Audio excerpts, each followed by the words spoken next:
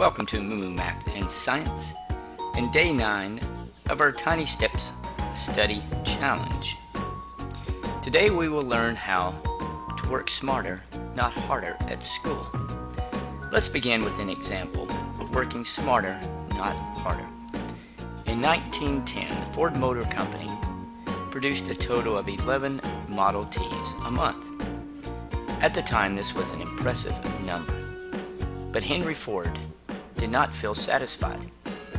He had a vision and a goal of producing a car for the masses, and he would need to make more than 11 cars a month.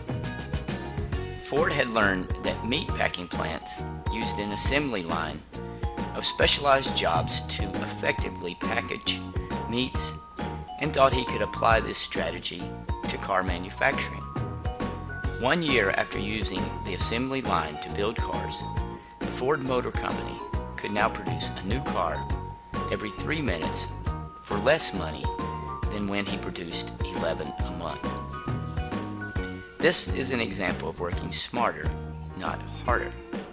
Henry Ford had a goal, evaluated his current situation, and then came up with a plan to produce the same quality of car at a much faster rate.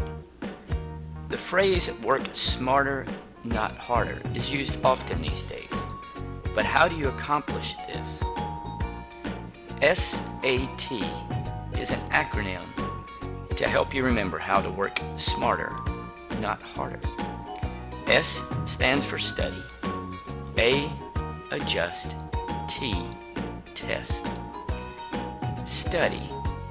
The first step in working smarter is to study your current actions and ask yourself 2 questions. Can I improve what I am doing? Can I complete the current task more quickly without decreasing the quality of the product?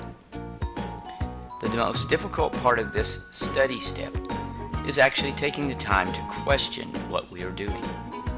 Stopping and evaluating your study habits can have huge benefits.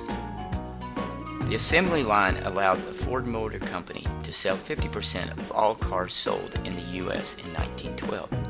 But if Henry Ford had not evaluated the current way he was building his Model T, he would have not researched the assembly line and changed manufacturing plants and altered the history of transportation.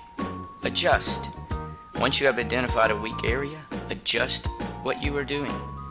This step requires some research into the best practices that other people are using. For example, if you waste time each evening searching for school supplies, you can research how others organize their study areas effectively.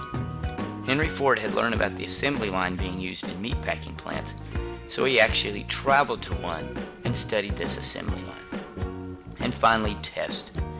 After you have studied and adjusted, test your new idea. It has been said that you don't learn from mistakes, but rather than reflecting on mistakes. It took Henry Ford several years to perfect his assembly line. Now it's time to personalize today's challenge. Take just a moment and ask yourself, what is one area in my study skills I can improve? Write this down. Next, research and write down one way you can improve this area.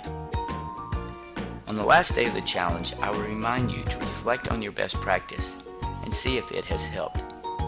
Also, I've created a study skills assessment that may help you identify a weak area you can begin working on. And finally, remember to keep the action steps simple and something you know you can repeat for several days. Remember, tiny steps consistently can lead to a big change over time. Remember to check the video notes below. I'll see you for day 10 tomorrow, and let's learn to work smarter, not harder. Thanks for watching, and Moo Math uploads a new math and science video every day. Please subscribe and share.